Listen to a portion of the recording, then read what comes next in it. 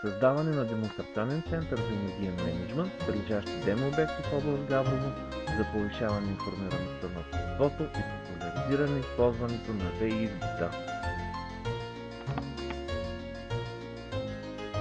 Проектът се изпълнява от Сдружение Инициатива за развитие Габрово с финансовата подкрепа на програмата за малки проекти на Глобалния екологичен фонд.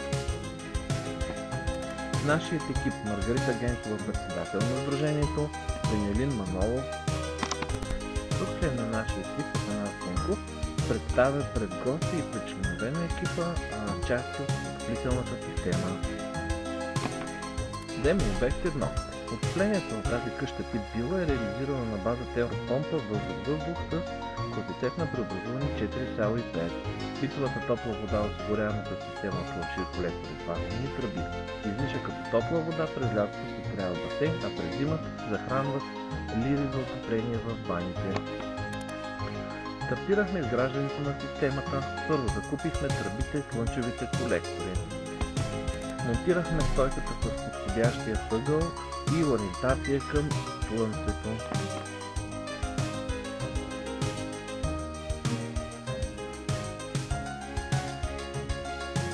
След това разпаковахме и монтирахме и колекторните тръби на вече готовата стойка.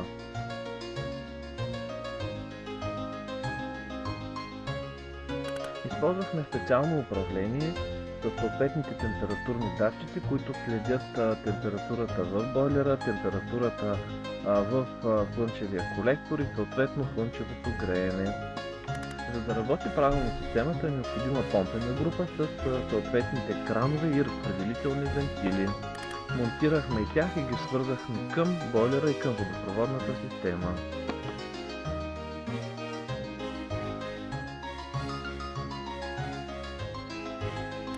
Това е вече монтираният на покрива слънчев колектор. Преминахме към следващия етап – монтаж на системата за отопление и охлаждане. Тук слагаме външното тяло. Вътрешните тела разположихме в стаите.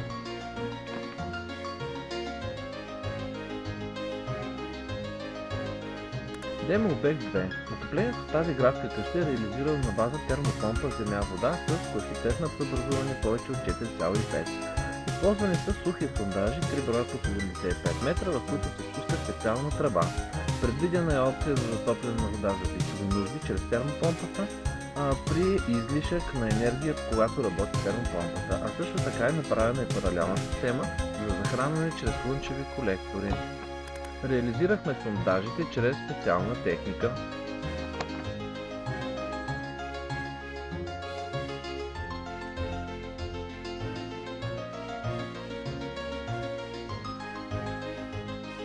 Топлоизолирахме помещенията, за да намалим загубите на топлина. Вътрешната инсталация комбинира различни източници: водово отопление, стенни и таванни конвектори, а подсигуряващата система за най-студените дни при авария е каминът водна риза.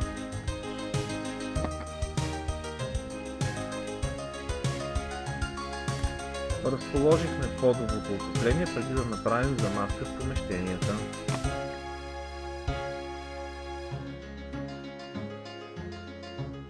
Монтирахме събирателните колектори за подово отопление и за конвекторни тела. След това преминахме на свързване на термопомпата с сондажите и с вътрешната инсталация. За целта изработихме специално табло с кранове, които позволяват комбиниране и смяна на режима от топло към студено и студено към топло. При всяко запитване на наши гости показвахме системата и разяснявахме как работи, какви са и основните предимства пред традиционното отопление. Вътрешната система реализирахме чрез конвекторни тела, които да служат и за отопление, и за охлаждане. И отново при всеки удобен момент показвахме реализираната система.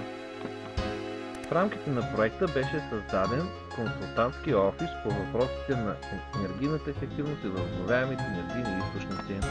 Чрез различни плакати, информационни материали и макети разяснявахме на всички проявили желание каква е системата на работа и каква е предимството на използване на възобновяеми енергийни